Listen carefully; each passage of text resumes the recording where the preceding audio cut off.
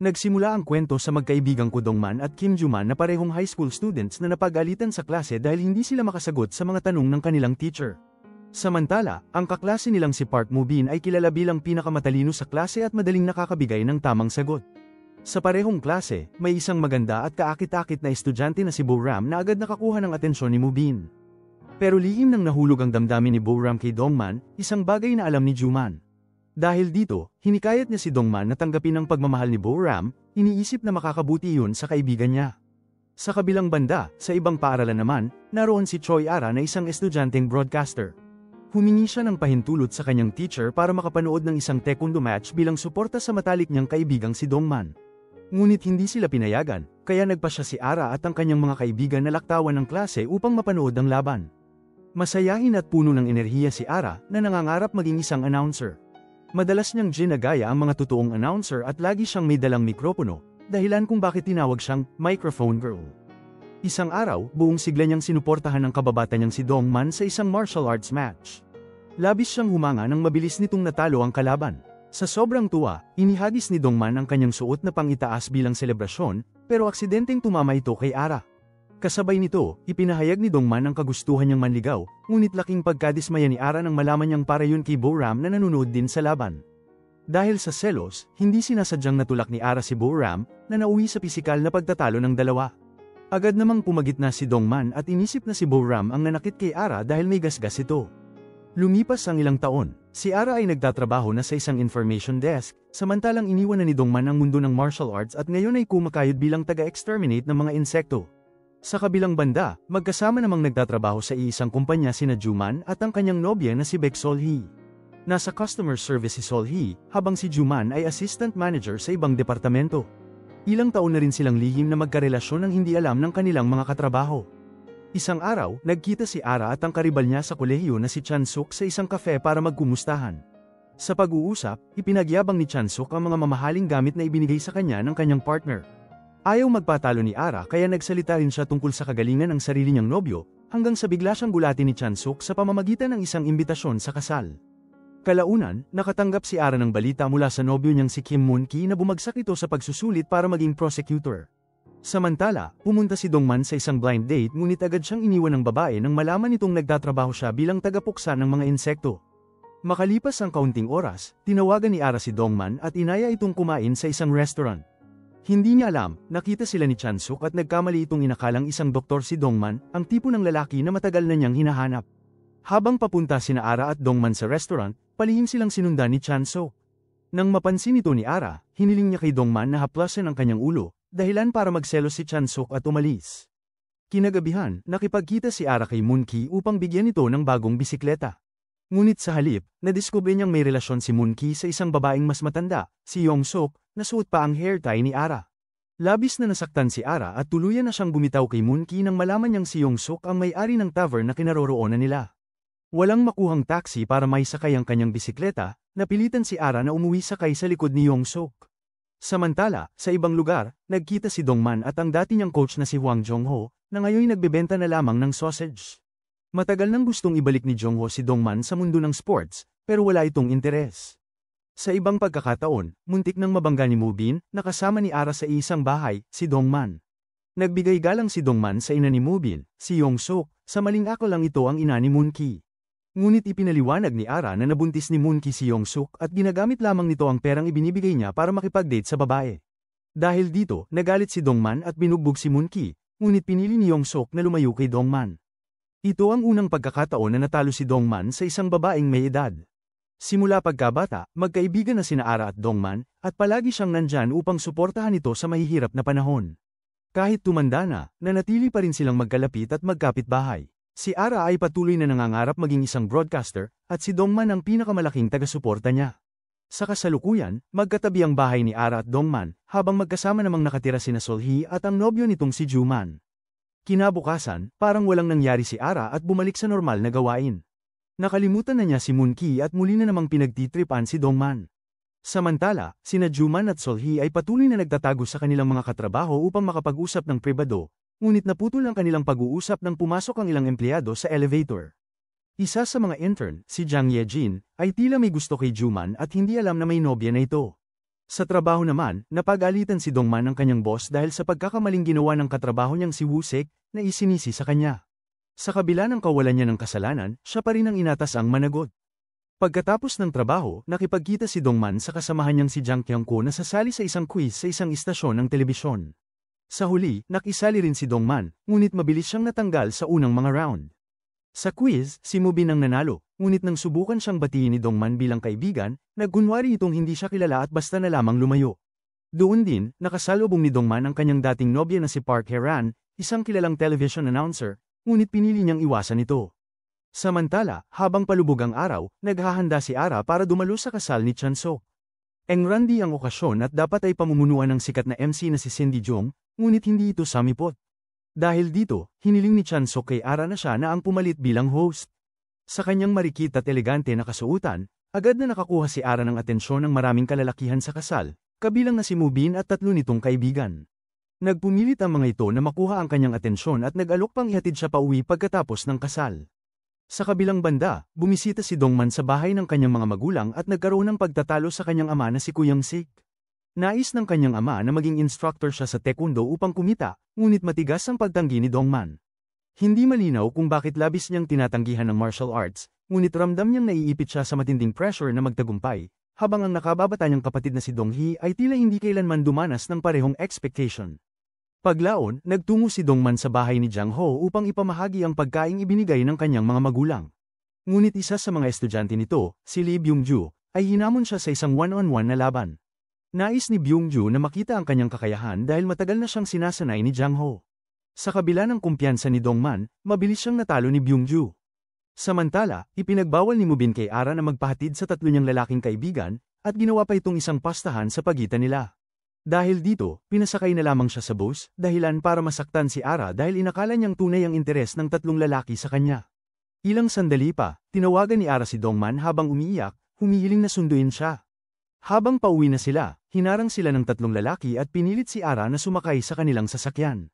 Sa kaguluhan, aksidenteng nabasag ni Ara ang salamin ng kanilang kotse, dahilan para sila'y maging marahas sa kanya. Dumating si Dongman sa gitna ng eksena at agad pinagsusuntok ang 3. Dahil dito, nauwi siya sa kustodiya ng pulis. Tinawagan bilang emergency contact si Jang-ho, na sa halip na magalit ay pinuri pa ang lakas ni Dongman, sinabing kaya nitong talunin ang 3 lalaki mag-isa, gaya ng ginawa niya 10 taon na ang nakalilipas.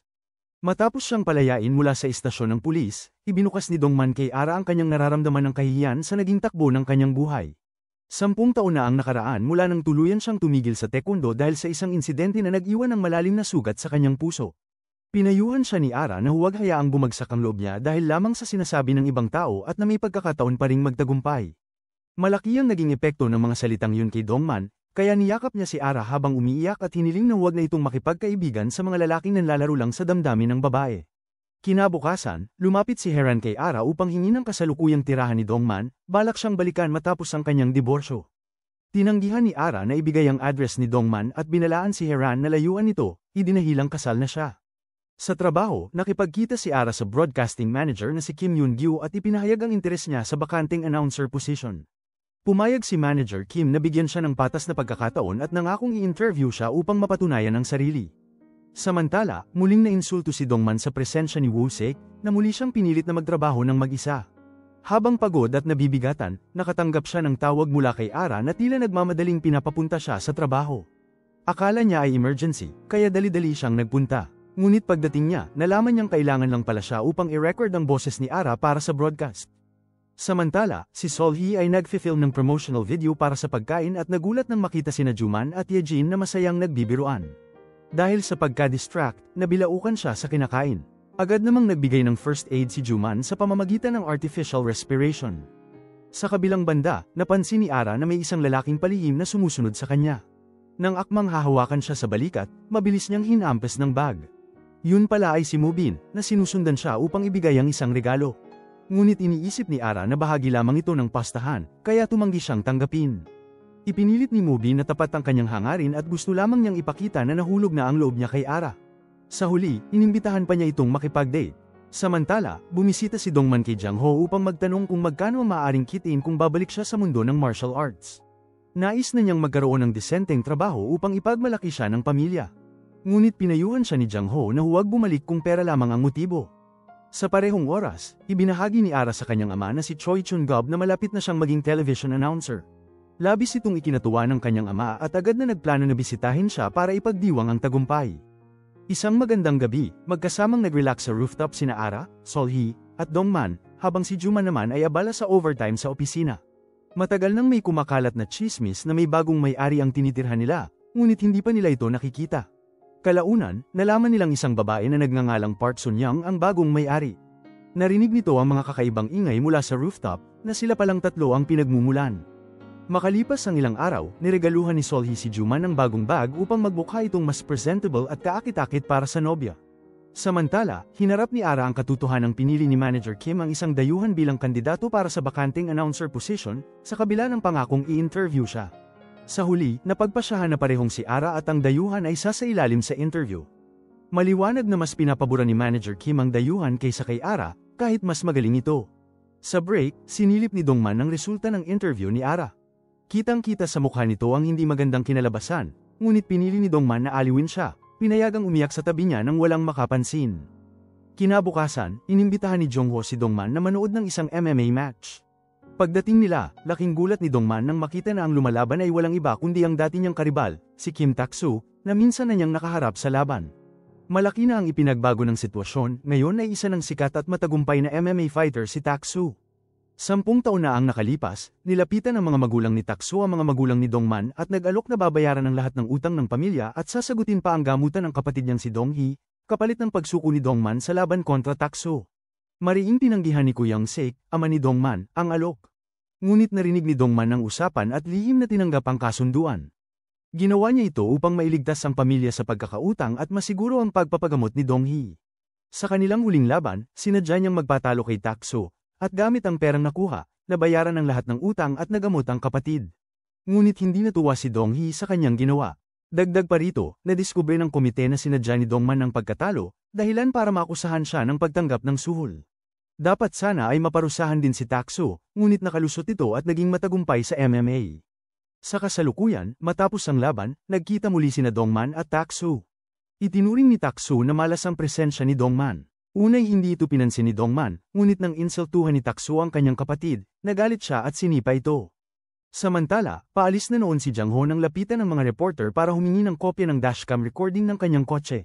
Sa video, malinaw na ginamit ni Dongman ang kanyang paboritong teknik para talunin si Tak-soo, ang teknik na matagal nang hinihintay ni Jang-ho na makita muli. Sa kabilang banda, muling pinagalitan si Dongman ni Woo-sik dahil sa umano'y kapabayaan sa trabaho. Naalala niya ang payo ni Ara na magtatagumpay siya sa sarili niyang paraan. Kaya't nagpasya siyang magbitiw sa trabaho at bumalik sa mundo ng martial arts sa tulong ni Jang-ho. Samantala, habang naghihintay ng bus si Ara, biglang nag-alok si Moobin na ihatid siya. Pagdating sa harap ng bahay niya, gumawa si Ara ng dahilan para hindi na siya ipasama sa loob. Ngunit biglang dumating si Dongman, niyakap siya at inihayag na ipagpapatuloy na niya ang kanyang karera bilang martial artist. Dahil dito, nagselos si Moobin at ipinagbawal kay Ara na makipagkaibigan pa kay Dongman. Sa unang pagkakataon, nakialam si Dongman sa buhay pag-ibig ni Ara at pinigilan itong makipag-date kay Moobin. Samantala, inaya ni Juman si Sol-hee na dumaan sa isang clothing store para mamili, ngunit nagdalawang isip ito dahil masyadong mahal ang mga damit. Samantala, gusto ni Juman na ibigay ang pinakamaganda para kay Sol-hee at inisip niyang mukhang sobrang simple ang ayos nito. Ayaw niyang maliitin siya ng ibang tao dahil naniniwala siyang mahalaga si Sol-hee sa magiging tagumpay niya. Ngunit, nasaktan si Sol-hee sa mga sinabi niya kaya agad itong umalis. Sa sandaling yun, dumating si Yejin para ihatid si Juman at patuloy na sinusubukan itong lapitan kahit na malamig lang ang tugon nito. Samantala, hindi sumang-ayon si Ara sa desisyon ni Dongman na magbitiw sa trabaho at bumalik bilang atleta. Hindi niya kayang makita itong bugbugin kaya hinikayat niya itong maghanap na lang ng ibang trabaho.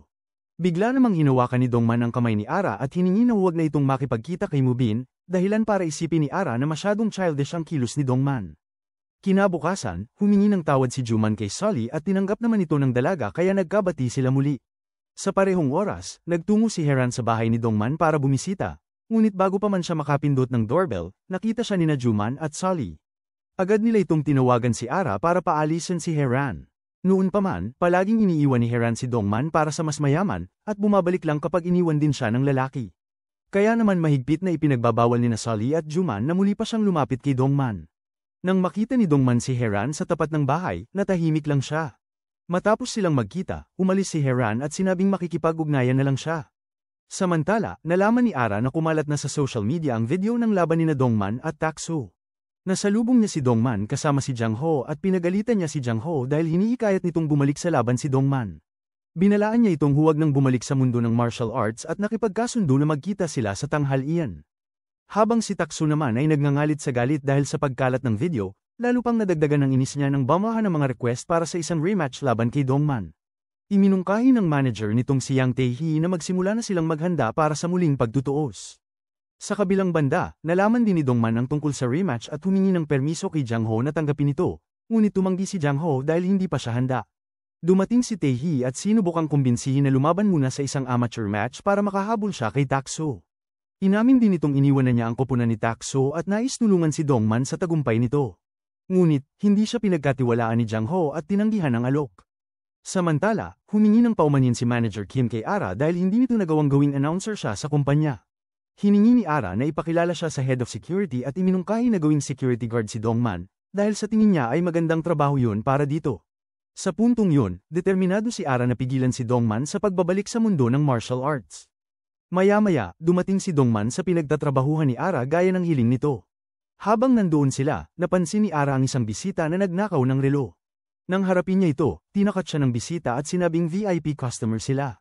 Ilang sandali pa, dinala sila ni Manager Kim sa kanyang opisina at inutusan si Ara na humingi ng tawad. Papatawarin lang daw siya ng customer kung luluhod siya. Lubhang ikinainis ito ni Dongman kaya hinimok niya si Ara na mag-resign na lang. Samantala, nadiskubre ni Sully na madalas magpadala ng mensahe si Yejin kay Juman, kahit hindi ito nire-replyan. Dahil dito, nagselos siya. Isang araw, tinulungan ni Sully si Ara mag-ayos para sa date nito kay Moobin. Bago umalis, binalaan siya ni Dongman na huwag masyadong gabihin o isusumbong niya ito sa kanilang ama.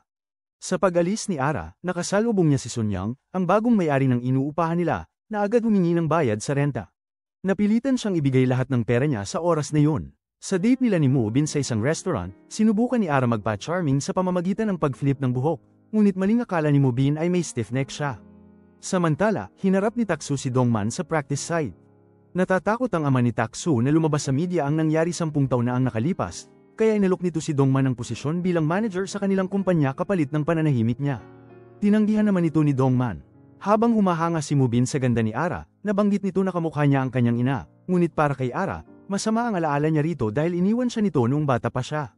Sa ibang banda, palihim na nakipagkita si Dongman kay Tae-hee para pag-usapan ang nalalapit na amateur fight niya, nang hindi alam ni Jang Ho. Kalaunan, inimbitahan niya si Ara na panuorin ang laban niya, at kung mananalo siya, balak niya itong gawing manager. Ngunit hindi naging maganda ang takbo ng laban, hindi makaporma si Dongman at bagbog sarado siya. Lumabas na setup pala ang laban para palabasin na malinis ang pangalan ni Taksu. Dahil sa matinding pinsala, dinala si Dongman sa ospital. Doon, labis na nalungkot si Ara at hindi napigil ang umiyak. Dumating si Heran at pinapaalis siya, ngunit hinawakan siya ni Dongman at sinabi kay Heran na lumayo na sa buhay niya. Pagkatapos ma-discharge at pauwi na, nasalubong ni Dongman si Jang Ho sa kalsada. Kahit lumaban siya ng walang pahintulot, ipinagmalaki pa rin siya ni Jang Ho at sinuportahan. Ibinunyag din ito na ang nakalaban ni Dongman ay anak ng UFC legend na si Carlos mula Brazil. Nasaktan ang anak ni Carlos nang mabali ang tadyang nito mula sa suntok ni Dongman, kaya iniutos nito kay Taksu na huwag nang lumapit sa kanya. Kinabukasan, natanggap ni Ara ang balita na pasado siya sa unang yugto para maging announcer sa KBC station at kasali na siya sa susunod na interview session. Tuwa naman si Dongman sa narinig niyang balita. Samantala, si Sol Hee ay pupunta sa isang baby party ng pamilya ni Juman, pero walang makapaghatid sa kanya dahil abala ang kanyang ina. Sa kabilang banda, dumalaw si Heran sa bahay ni Ara para ipaalam na balak nitong makipagbalikan kay Dongman. Sa isip niya, malungkot si Ara dahil mananatili lang itong kaibigan ni Dongman. Ilang sandali pa, tinawagan ni Dongman si Ara mula sa labas at doon sila muling nagkita ni Heran. Pagkatapos marinig na hiwalay na si Heran, nakaramdam si Dongman ng kaunting awa, pero ayaw na niyang maulit ang nangyari 5 taon na ang nakalipas nang iwan siya nito para sa mas mayaman. Samantala, napansin ni Juman na nahihirapan si Yejin sa trabaho at naalala niya kung paano nagsimula si Sol Hee noon. Tinulungan niya itong ayusin ang sirang copier, ngunit mali ang intindi ni Yejin at bigla niya itong hinalikan. Kinabukasan, nakipagkita si Ara kay Moobin at pinaalalahanan si Dongman na huwag makialam sa mga bagay na personal sa kanya bago umalis. Habang nasa baby party naman, nakaranas si Sol Hee ng pangmamaliit mula sa pamilya ni Juman. Pinaglinis siya habang nag-e-enjoy ang mga bisita, at pinag-usapan pa na anak siya nang nagbebenta ng bola sa kalsada. Hindi sinasadyang marinig ito ng kanyang ina na si Gunbak, kaya agad itong nag-text kay Juman na layuan si Sol Hee. Ngunit napagtanto niyang masasaktan lang nito ang anak, kaya sinabi na lang niya na maging mabait sa kanya at agad na sumunod para damayan si Solyi na malungkot na nag-iisa. Maya-maya, dumating si Juman at nakita si Solyi na mag-isa at naglilinis ng basura. Nagalit siya dahil hindi nirerespeto ng pamilya niya ang babae. Kahit tutol ang pamilya niya sa relasyon, desidido siyang si Solyi lang ang pakakasalan dahil ito lang ang sumuporta sa kanya noong wala siyang maasahan sa kanila. Samantala, umuwi si Ara kasama si Mubin na nagbigay ng regalo sa kanya. Inimbitahan niya ito sa kanyang bahay, ngunit bigla siyang nahilo at nawala ng malay. Nasaksihan ito ni Sun Yang at agad siyang dinala sa ospital. Pagkagising ni Ara, inamin ni Mubin ang nararamdaman niya sa matatamis na salita at naghalikan sila. Sa parehong oras, dumating si Dongman na nakarinig tungkol sa pagkahimatay ni Ara at inabutan silang naghahalikan. Pinagalitan ni Dongman si Mubin sa selos at ayaw niyang makipagrelasyon si Ara dito. Nang tanungin siya ni Ara kung gusto ba niya ito, umiwas siya sa sagot. Dahil sa pagkainis sa pagiging indecisive nito, inamin ni Ara na sila na ni Mubin. Kinabukasan, nalaman ni Taksu na pinag-uusapan sa media ang rivalry nila ni Dongman at iniutos niya kay Taehi na gawin ang lahat para mapaganda ang imahe niya. Samantala, hinabol ng may-ari ng martial arts studio na si Mrs. na si Jang Ho para sa agarang bayad sa renta, dahilan para kamuhian ni Byungju si Dongman. Naniniwala kasi ito na sinayang lang ni Coach Jang Ho ang pera sa pagbili ng mga sausage na hindi nabenta, para lang mapalapit kay Dongman. Kinabukasan, ipinagdiwang ni Ara at Mubin ang unang araw ng kanilang relasyon sa pamamagitan ng pagde-date, ngunit kinailangan munang umalis ni Mubin nang dumating ang isa sa kanyang mga manager. Ilang sandali lang, lumapit ang kaibigan ni Mubin kay Ara, humingi ng tawad sa nangyaring insidente ilang araw ang nakalipas, at inimbitahan siyang samahan si Mubin sa isang seminar party kinabukasan ng 6:00 ng gabi. Pagkatapos noon, nanood sila ng pelikula sa drive-in cinema. Biglang tumawag si Dongman kay Ara para tanungin kung nasaan ang asin, at nang malaman niyang kasama nito si Mubin, agad niyang niyaya si Jang Ho na sundan sila dahil naniniwala siyang yun ay lugar kung saan gumagawa ng kaliswan ang mga magkasintahan. Pagdating nila sa lugar, sinubukan niyang tawagan si Ara ngunit si Mubin ang nadatnan niya na bumibili ng popcorn. Tinangka niya itong habulin, pero nakatakas si Mubin at umalis. Sa huli, umuwi na lang si Dongman at nadatnan si Hera na naghihintay sa kanya, ngunit hindi niya ito binigyan ng magandang tugon. Samantala, pag-uwi ni Ara at Mubin, nagpalitan sila ng regalo, isang libro at sapatos na nagkakahalaga ng 60,000 won, bago biglang dumating si Dongman at nakasagutan ni Mubin. Kinabukasan, nakatanggap si Juman ng balitang itatalaga na siya bilang manager at ibinahagi niya ito kay Solhee. Gayunpaman, kinailangan niyang magtago sa loob ng cabinet dahil gagamitin ang opisina para sa meeting. Sa gitna ng pagpupulong, nabanggit ni Yejin ang tungkol sa halik na nangyari ilang araw ang nakalipas, na narinig ni Solhee mula sa kanyang pinagtataguan. Samantala, nagkita ng di inaasahan si Dongman at isa sa kanyang mga dating kasintahan na si Bo Ram, na nagpasalamat sa kanya dahil tinulungan siyang maging mas matatag. Inamin nitong matapos nilang maghiwalay ilang taon na ang nakaraan, nakipag-date siya kay Mubin. Noon pa man, sinadya ni Mubin na isama si Bo Ram sa pinagtatrabahuhan ni Dongman para ipagyabang na may nakuha siya mula rito. Doon rin nabunyag na may nakaayos ng kasal si Mubin sa isang babaeng Haponesa. Samantala, dumalo si Ara sa isang party para sorpresahin si Mubin, ngunit laking gulat niya nang makita itong dumating kasama ang ibang babae. Lalong sumama ang loob niya nang itanggi ni Mubin ang kanilang relasyon at tinuring lamang siyang pasyente. Bilang paliwanag, dinala siya ni Mubin sa isang liblib na lugar at inamin na may nakaayos siyang kasal sa anak ng manager ng isang hotel owner. Aminado rin siyang nung una ay nilapitan niya si Ara para lamang agawin ito mula kay Dongman, pero kalaunan ay nahulog ang loob niya at inalok pa itong gawing kerida. Labis na nadismaya si Ara, kaya agad niyang ibinalik ang sapatos na ibinigay nito. Habang sugatan at wasak ang puso, dumating si Dongman para alalayan siya. Kahit inis siya sa ugali ni Ara na laging napapamahal sa mga lalaking manloloko, niyakap niya ito para damayan. Ngunit naging mailap si Ara at hiniling na huwag siyang kumilos ng ganoon, dahil natatakot siyang tuluyang mahulog ang loob niya rito.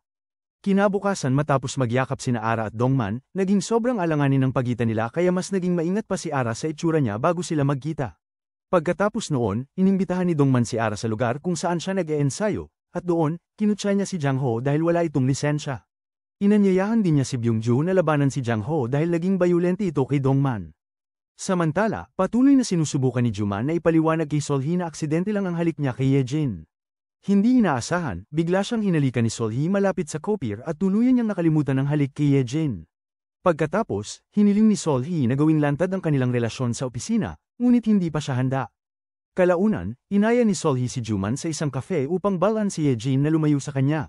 Ngunit ang sobrang tamis ng kilos ni Yejin ay nagdulot ng pagkainis kay Solhee. Pinili niyang tiisin ito kahit patuloy na pinag-uusapan ni Yejin si Juman. Dumating ang unang laban ni Dongman bilang profesional na atleta, ngunit ayaw ni Ara na pumunta dahil natatakot siyang masaktan nito. Bukod pa rito, may nakatakda siyang interview sa opisina ng KBC, ngunit hindi siya nakatanggap ng magandang tugon dahil kulang siya sa edukasyon at karanasan. Samantala, may plano sina Takso at Taehi na pabagsakin si Dongman sa pamamagitan ng panunuhol sa isang tao upang talunin siya. Pagsapit ng dapit hapon, muling nilapitan ni Solhee si Juman upang pakiusapan nitong gawing opisyal at lantad ang kanilang relasyon.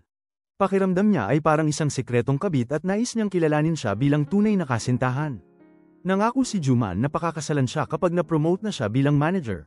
Pagkatapos ng kasal, nag-resign si Solhee sa trabaho upang tuparin ang pangarap niyang maging blogger.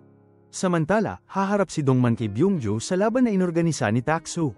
Nakipagsabuatan si Byungjo kay Takso at inayos ang laban upang matalo si Dongman. Lalong nagulat ang lahat nang biglang dumating si Haran upang panoorin ang laban. Dumating rin si Ara sa huli, ngunit halos nakapikit lang siya buong laro. Sa loob lamang ng 19 na segundo, tinalo ni Dongman si Byungjo. Kaagad itong pinalibutan ni Jang Ho at ng ibang tagahanga na humanga sa kanyang galing.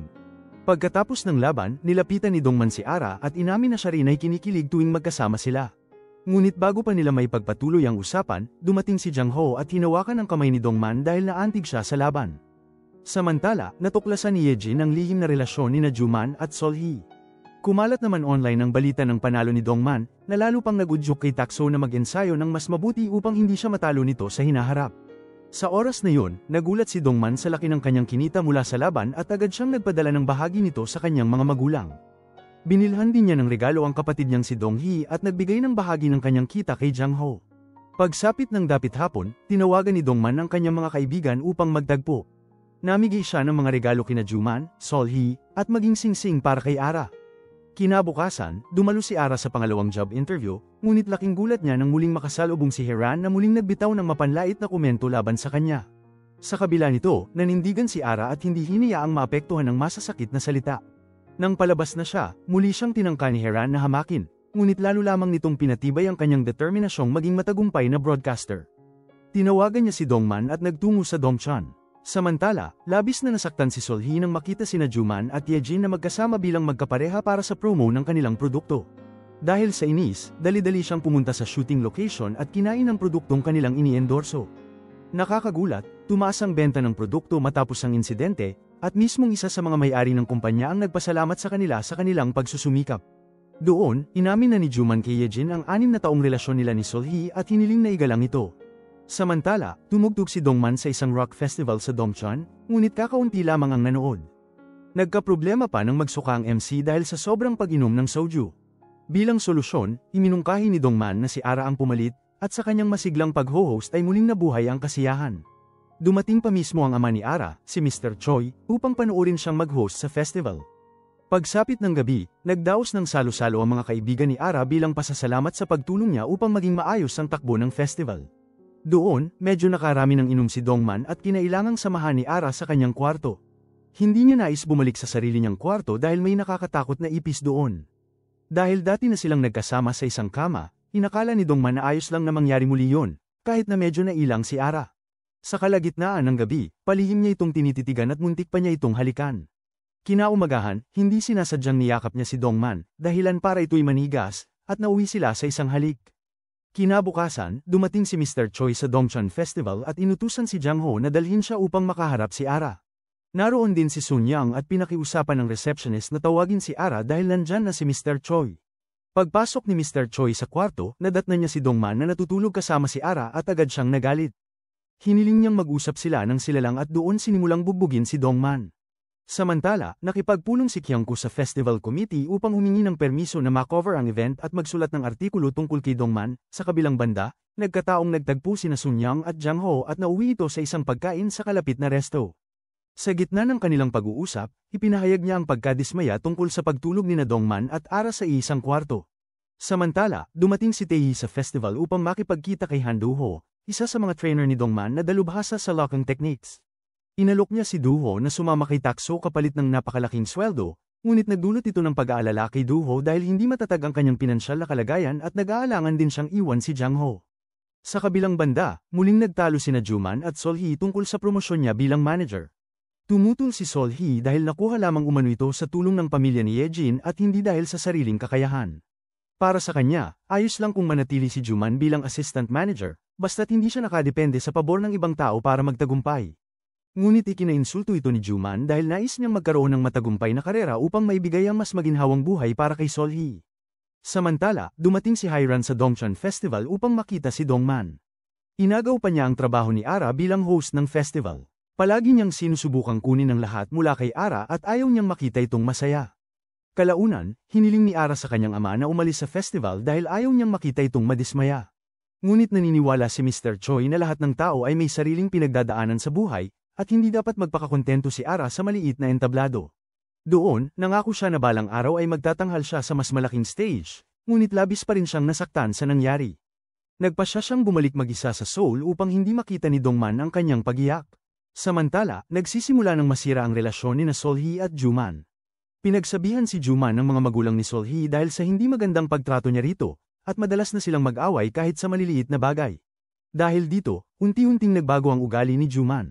Kinagabihan, patuloy ang pagpapadala ni Yejin ng mga mensahe kay Juman, ipinapangakong hihintayin siya at hindi uuwi hanggat hindi siya dumarating.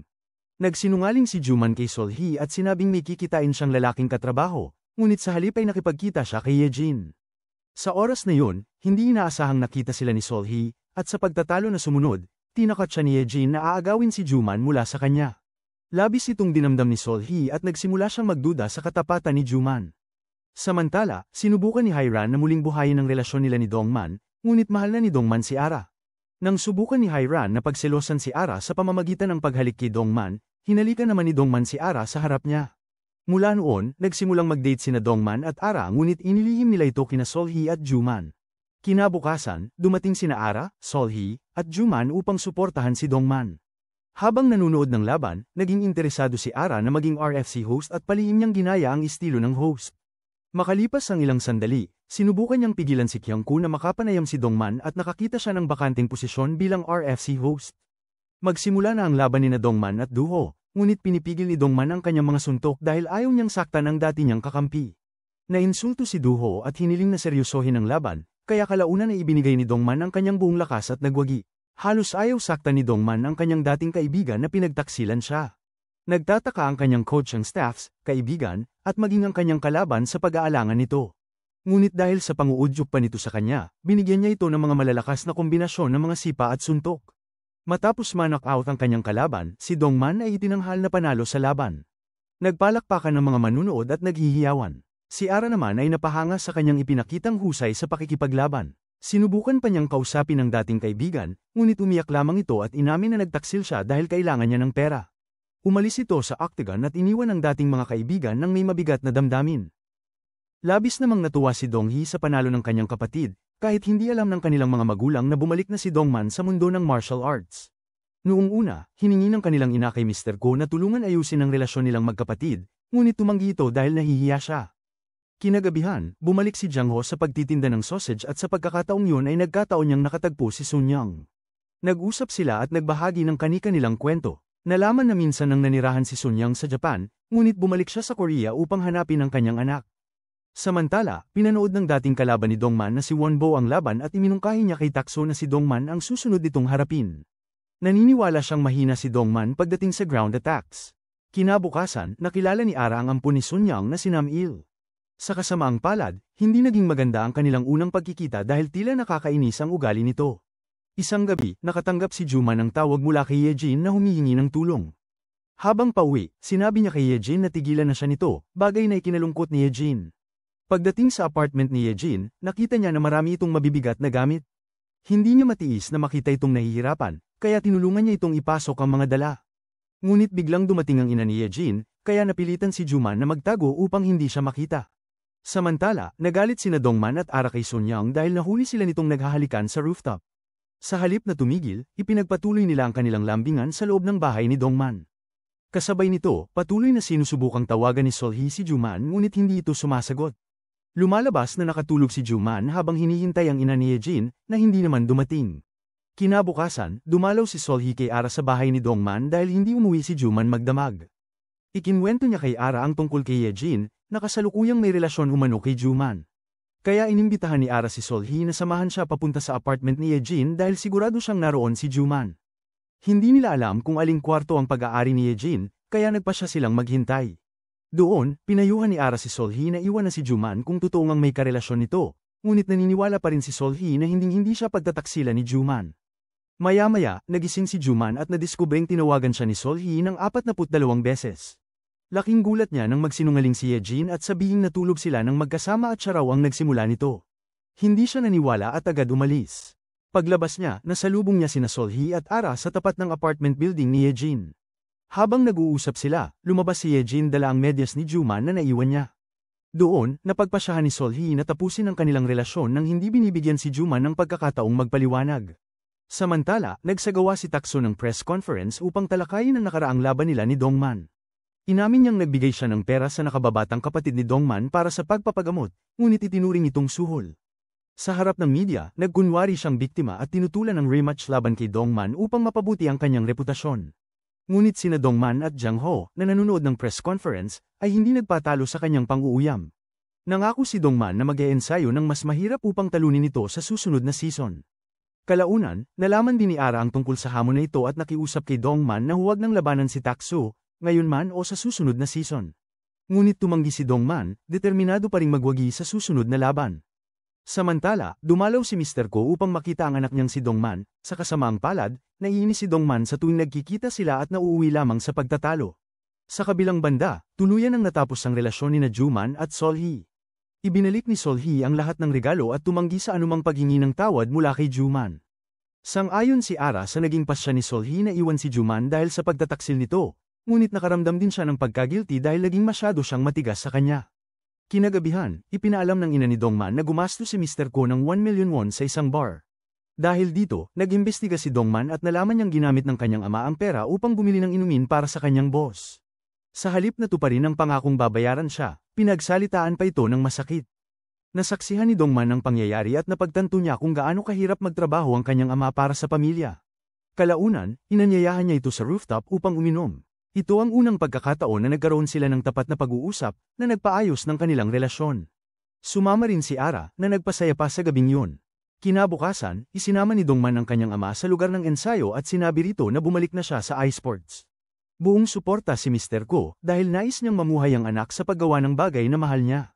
Sa kasamaang palad, napilitan si Dongman na iwan ang pangarap na maging manlalaban dahil sa pagkabigo ng kanyang negosyo at sa pangangalaga sa kanyang nakababatang kapatid.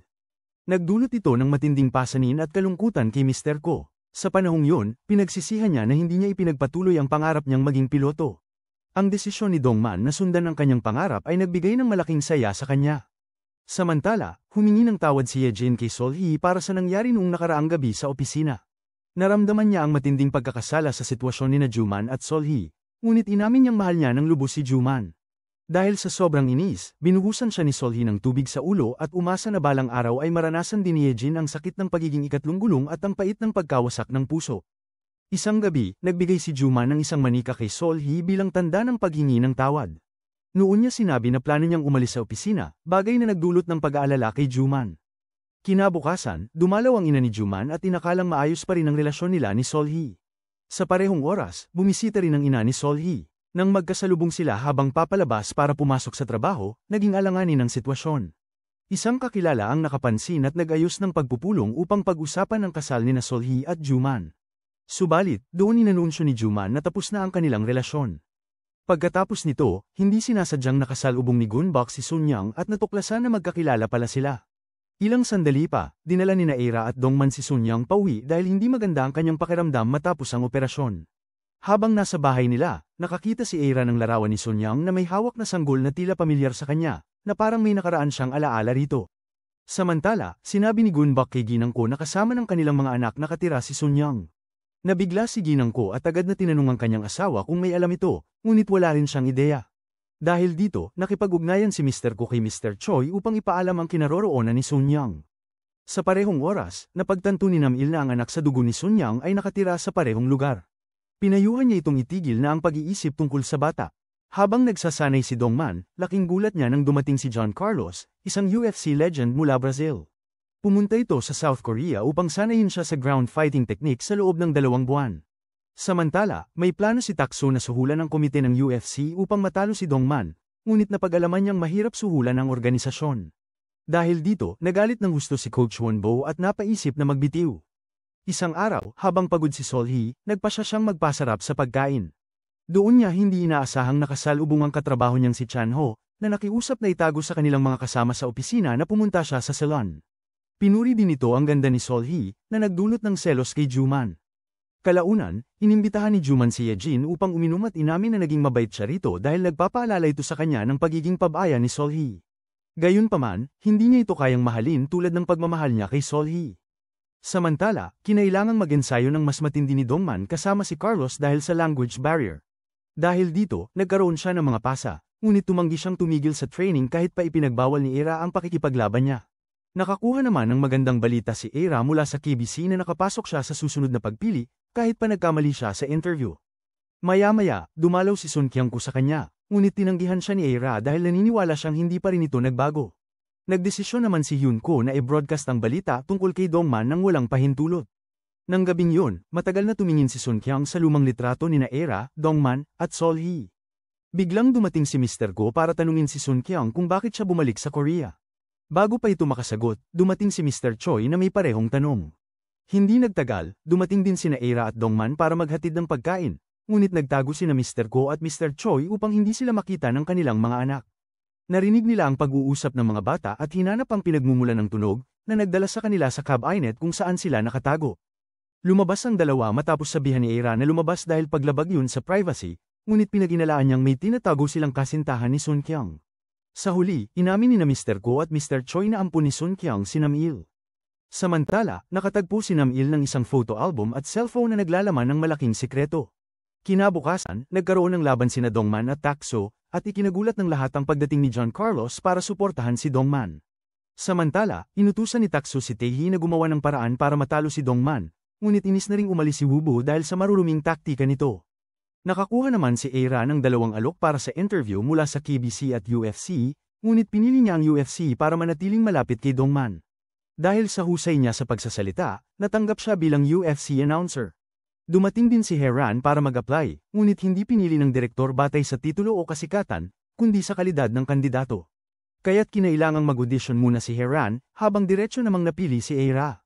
Dahil dito, opisyal siyang nakapagtrabaho bilang announcer sa event, habang umalis si Heran na bigo. Sa panahong ito, narinig ni Era ang pag-uusap ng ilang staff tungkol sa hirap na dinaranas ni Heran matapos ang diborsyo at sa paghahanap ng trabaho. Samantala, ibinahagi ni Dongman kay Solhee ang tungkol sa relasyon nila ni Era at nagtanong kung maaari siyang tumuloy pansamantala sa bahay nito. Sa kabilang banda, nagkita sina Sun Kyung at Jongho, at ibinigay ni Sun Kyung ang lumang cellphone na may tinatagong sekreto, at iniutos na ingatan ito. Isang araw, nagkita sina Yejin at Solhee sa isang cafe, kung saan sinabi ni Yejin na habang nag-iinuman sila ni Juman, paulit-ulit nitong nababanggit ang pangalan ni Solhee. Ibinigay din niya kay Solhee ang isang painting nila ni Juman bilang paghingi ng tawad sa naging papel niya sa pagkasira ng relasyon ng dalawa. Kinagabihan, habang kumakain si Solhee kasama ang kanyang mga katrabaho, aksidenteng nabuhusan siya ng uling ng isang kasambahay. Mabilis na tumakbo si Juman upang tulungan si Solhee at nasugatan ang kanyang likod sa proseso. Samantala, inanunsyo ni Era ang laban ni Dongman at Tak-soo.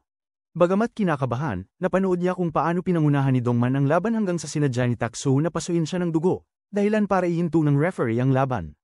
Nakiusap si Dongman na magpatuloy, ngunit nawala ng malay si Tak-soo dahil sa tama at dinala sa ospital. Nagalit si Era sa kanya dahil palagi na lang siyang pinapabahala. Biglang nawala ng pandinig si Dongman at dinala sa ospital kung saan nalaman na mayroon siyang mild concussion. Sa kabutihang palad, inaasahang gagaling siya sa loob ng ilang linggo, at nakahinga ng maluwag si Era na hindi ito mas malala. Pagkatapos nito, pumunta si Solhee sa bahay ni Juman upang tulungan siyang gamutin ang kanyang sugat, dahilan para siya'y maiyak. Doon, inamin ni Juman na palagi siyang maghihintay para kay Solhee at handa siyang masaktan para lamang maprotektahan ito. Samantala, matapos ang insidente kay Dongman, ilang araw siyang natulog ng tuloy-tuloy at inalagaan siya ni Era. Sa kabilang banda, nagbigay ng regalo si Juman kay Solhee bilang paghingi ng tawad, ngunit tinanggihan ito. Gayunpaman, hindi siya sumusuko dahil mahal na mahal niya si Solhee at hindi siya magpapakasal sa ibang babae. Sa wakas, nagising si Dongman mula sa mahaba niyang pagtulog at bumuti na ang kanyang kalagayan kaya muli siyang nakarinig. Samantala, pumunta si Sun Young sa TV station upang makipagkita kay Manager Kang. Agad siyang humingi ng tawad sa isang pangyayari 20 taon na ang nakalipas, kung saan sinira niya ang buhay ni Sun Young sa pamamagitan ng pagpapalabas ng balitang mayroon nitong anak sa labas, dahilan para masira ang pamilya at karera nito. Pagkatapos, humiling si Sun Yang na suriin muna ang balita tungkol kay Dongman na hindi pa nailalabas, bilang paraan para maitama ni Manager Kang ang kanyang dating pagkakamali. Sa kabilang dako, magkasamang naglalaan ng oras sina Dongman at Eira, ngunit may maliit na bali sa bungo si Dongman mula sa nakaraang insidente. Kapag tinamaan pa ito sa parehong lugar, maaaring tuluyang mawala ang kanyang pandinig, bagay na labis na ikinababahala ni Eira. Ayaw na niyang masaktan pa ito, kaya't ipinagbawal niya ang muling paglalaban at nagbanta na tatapusin ang kanilang relasyon kung hindi siya makikinig. Habang nasa bahay, nakarinig si Eira ng kaguluhan mula sa tirahan ni Heran. Nahihirapan itong magpalit ng pamilya kaya tinulungan siya ni Eira. Natuklasan din niya na may mga hindi nabayarang bills si Heran, dahilan para isipin niyang lumipat ito dahil sa problema sa pera at hindi dahil kay Dongman. Samantala, nagkita sina Dongman at Kyangko na tumangging bawiin ang video interview at nakunan pa ang banggaan nila ni Takso. Dahil dito, marami ang naniwala na sinadya ni Takso na saktan si Dongman upang iwasan ang laban. Ibinahagi rin ni Kyangko na si Sun Yang ang tumingin sa balita bago ito ipinalabas. Samantala, nakatagpo ng ina ni Juman si Solhee at hinimok siyang magbalikan kay Juman, dahil ayaw niyang maghiwalay ang dalawa. Nangako rin siyang poprotektahan si Solhee laban sa pakikialam ng pamilya ni Juman. Subalit, kahit sa kabila ng kanyang pangungumbinsi, tumanggi pa rin si Solhee. Sa kabilang banda, naghanda si Eira ng masarap na pagkain para kay Sun Yang gamit ang recipe mula sa kanyang ina. Sa kasamaang palad, nagalit si Sun Yang at pinaalis siya, dahilan upang siya'y malito at masaktan. 2 dekada na ang nakalipas mula nang palayasin siya ng kanyang lola dahil sa isang mapanirang tsismis. Napilitan siyang tumakas papuntang Japan, ngunit bago umalis ay dinalaw niya si Eira sa huling pagkakataon at ipinagkatiwala sa kanya si Dongman. Saksi si Nam-il sa kalungkutan ni Sun Yang at siya ang nagudyok na bumalik ito sa Japan. Sa panahong nalugi si Sun Yang, si Nam-il, at hindi si Eira, ang nanatiling kasama niya. Samantala, bumisita si Dong-hee kay Dongman sa lugar ng kanyang pagsasanay. Inabot niya ang isang album ng mga litrato nito at nagmakaawang huwag nang ulitin ang pagkatalong naranasan 10 taon na ang nakalipas dahil ikalulungkot niya yon. Kinagabihan, dumalaw si Dongman sa bahay ni Sun Yang at natuklasang siya pala ang tunay na ina ni Eira na minsang ipinagkatiwala sa kanya ang kanyang proteksyon. Pagkatapos nito, nakipagkita si Dongman kay Eira at ipinahayag ang kanyang pasya na magkaroon ng muling laban kay Takso. Dahil dito, tinapos ni Eira ang kanilang relasyon, sapagkat hindi niya kayang tiisin ang pangamba sa tuwing nakikita siyang lumalaban. Sa kabila ng hirap ng kanyang desisyon, pinili ni Eira na maghiwalay sila at huwag nang muling balikan ang nakaraan. Isang umaga, habang gumagawa ng plum wine, nagsimulang mangulila si Solhee sa mga sandaling kasama niya si Dongman at Juman. Samantala, hirap si Juman na mag-isa sa pagluluto matapos ang hiwalayan nila ni Solhee. Gayunpaman, patuloy pa rin siyang gumagawa ng pagkain para kay Solhee, ngunit tinatanggihan ito ng babae. Sa huli, humiling siyang makausap ito ng pribado at ibinunyag na bumili siya ng bagong sasakyan at balak siyang isabay nito sa pagpasok sa trabaho. Sa una, tumanggi si Solhee ngunit pumayag din ng natuklasang hindi pala marunong magmaneho si Juman. Samantala, naging malamig ang pakikitungo ni Eira kay Dongman, dahilan upang makaramdam siya ng pagkailang dahil 2 linggo na silang hindi nag-uusap. Nang maglaon, bumisita si Eira sa bahay ni Sun Yang at napansin ang isang pamilyar na manika. Noong bata pa, minsang inireklamo ni Eira na wala siyang ina at hiniling kay Mr. Choi na tulungan siyang hanapin ito. Sa kasamaang palad, nagsinungaling si Mr. Choi at sinabi sa kanya na patay na ang kanyang ina. Tuwing Pasko, gumagawa si Eira ng mga manika at sulat bilang regalo para sa kanyang ina, katulad ng ginagawa ng kanyang mga kaklase. Hanggang isang araw, napagtanto niyang si Sun Yang pala ang kanyang tunay na ina. Ngunit nang subukang ipaliwanag ni Sun Yang ang lahat, inakala ni Eira na siya'y iniwan ng kanyang ina. Bagaman alam niyang buhay pa ito, alam din niyang hindi na sila muling magkikita. Dahil dito, naniwala si Sun Yang na wala ng pagkakataong magkasama silang mag-ina, kaya bumalik siya sa Japan at iniutos kay Nam-il na ibigay ang cellphone na iniwan para kay Jang Ho. Sa loob ng telepono, may larawan ni Eira at Sun Yang. Ipinasa ito ni Nam-il kay Eira at ipinaabot na hindi kailanman siya nakalimutan ni Sun Yang. Sa kabila ng distansya at pagkakahiwalay, nananatili ang wagas na pagmamahal ng isang ina. Nakipagkita si Eira kay Mr. Choi upang ipaliwanag ang lahat, at ibinunyag nito na matagal nang dumedalo si Sun Yang sa mga kaganapan sa paaralan. Hiniling din niya na huwag itong kapuotan dahil matagal na rin itong sumusuporta sa kanilang pamumuhay. Unti-unti, natutunan ni Eira na tanggapin si Sun Yang bilang kanyang ina at binago pa niya ang pangalan nito sa kanyang telepono bilang ina. Samantala, magiging abala si Dongman sa matinding ensayo sa loob ng 2 buwan, kaya hiling niya kay Eira na hintayin siya at huwag makipag-date. Sa kabilang banda, nakaramdam ng pangungulila si Solhee at nagpa siyang magsimula ng negosyo sa paggawa ng plum wine upang mapuno ang kanyang oras. Sa loob ng 2 buwan, paulit-ulit na humingi ng tawad si Juman kay Solhee ngunit patuloy pa rin siyang tinatanggihan. Habang yun ay nangyayari, Patuloy namang sumailalim si Dongman sa mabigat na pagsasanay kay John Carlos, na nagturo lamang sa kanya ng 3 teknik na panapos. Kailangan niyang pumili ng isa upang magwagi sa laban. Matapos madiskubre ang sikreto sa cellphone ng kanyang ina, humingi ng tawad si Nam-il sa kanyang maling akala. Natakot siyang iwan siya ni Sun Yang kapag muling nakapiling si Eira. Sa huli, bumalik siya mag-isa sa Japan at hiniling kay Sun Yang na manatili muna sa Korea upang magkasama silang mag-ina. Dumating ang araw ng muling pagtutuos ni Dongman at Tak-su. Naging matindi ang laban, ngunit hindi nagpatinag si Dongman sa mga pang-aasar ng kalaban. Sa huli, ginamit niya ang kanyang pinakamabisang galaw at tinalo si Tak-su, dahilan upang magdiwang at ipagmalaki siya ng lahat. Matapos ang laban, nadama ni Dongman na hindi na niya kayang mabuhay nang wala si Eira sa kanyang tabi.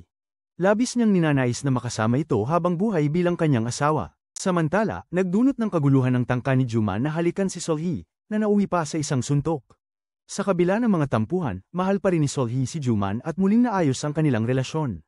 Sa isang rooftop, muling nagharap sina Eira at Sun Yang para sa isang taus-pusong pag-uusap. Makalipas ang ilang panahon, nagpasya si Hairan na umalis matapos malaman na ikakasal na sina Dongman at Eira.